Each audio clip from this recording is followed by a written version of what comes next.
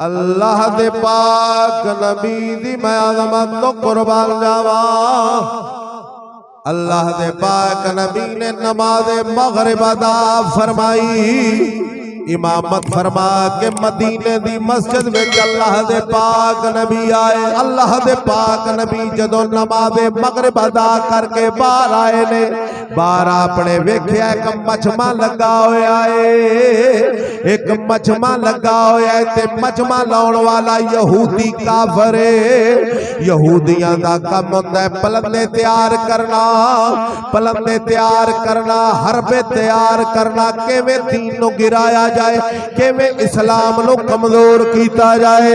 پر رب دیا بندیا جنہاں نو شانہ رب دے وے، او جنہاں نو عزت رب دے وے، انہاں نو کون ذلیل کر سکدا ہے؟ اللہ دے پاک نبی نے فرمایا صحابہ اے مجمع کیڑا لگا ہے، اے مجمع کادا لگا ہے؟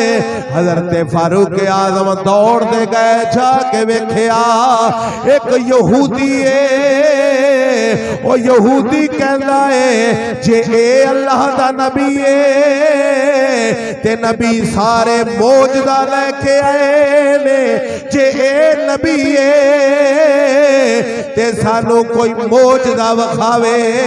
ایویں نبی بنیا پھردا اے، موجزہ سانو وکھاوے، موجزہ وکھاوے، پھر دا کلمہ پڑھا گے۔ عرض کیتی سونیا یہودی ہے پیا کہندا ہے، میرے آقا نے فرمایا انہوں پوچھو نے کی ویکھنا ہے؟ لاگے درخت، درخت بڑا وڈا ہے، کہن لگا درخت ٹر کے آوے۔ میرے آقا نے فرمایا اے تے کوئی کمال نہیں، انہوں میں بلاوا۔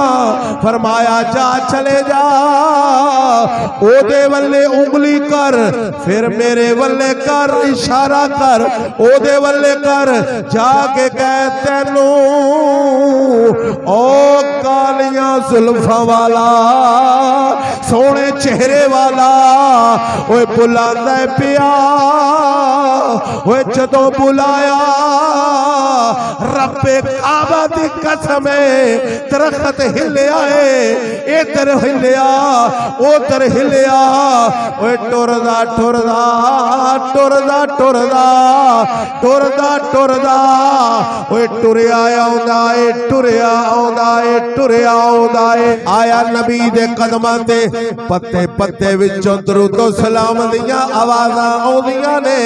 او رب کعبہ دی قسم اوے درخت نو کنے دسیا اے رب دا حبیب اوے دسن دی گل نہیں، ویکھن والیاں اکھاں ہونیاں چاہیدیاں۔ او ویکھن نو او ساڈے ورگا، پر اساں کدو اس مل دے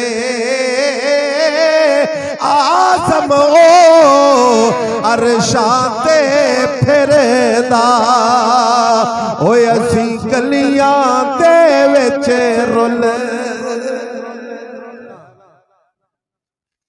درخت نے آ کے چومے حضور دے قدم،